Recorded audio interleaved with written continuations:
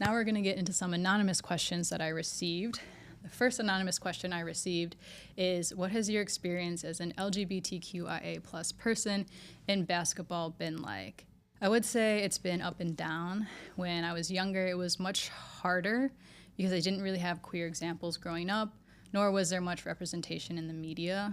And I'm going to age myself here a bit, but I started first questioning my sexuality in high school. So I was in high school from 2008 to 2012, and I didn't know or know of a single queer person. And I remember in middle school, I literally thought calling someone gay was like a funny insult. I didn't even know it was like an actual thing that someone could identify as or live a life as a queer person, which is kind of wild. But when I was in high school, that is when some TV shows started having queer representation, particularly like Glee and Skins UK, and I'd also say Pretty Little Liars. And I remember being a little too fascinated with the queer characters and plot lines from these shows. And even though I had those shows where I can see the representation on TV now, I still didn't feel like I could talk with anyone about how I was feeling in my real life. And I've always played basketball, and I don't know if this is surprising to anyone, but there's a lot of queer women who play sports in general, particularly basketball.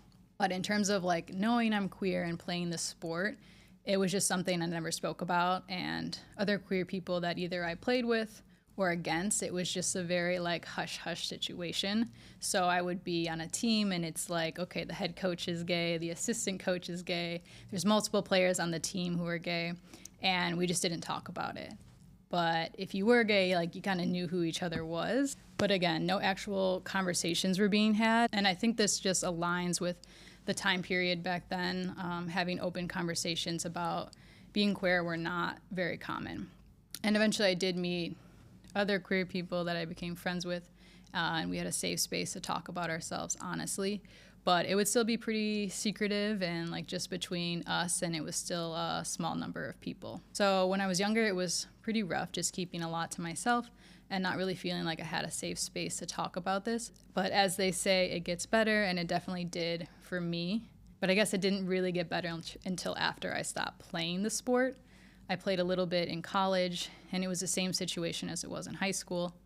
But after college is definitely when things got better, and I'm very happy and grateful with where I'm at now. I love being queer, and I have an incredible queer community and allies I'm surrounded with, and there's a ton of queer recreational basketball leagues here in Chicago that I've participated in, so it's really come full circle. That was a really great question, and I have no idea who asked it, but whoever you are, thank you. Thanks so much for watching. I really appreciate your time. Make sure to subscribe to my channel if you've enjoyed this episode, and you can also follow me on TikTok and Instagram at Hoops and Healing, as well as my personal account at amanda.mochi on Instagram, and I will link all of my handles in the description below. See you on the next episode.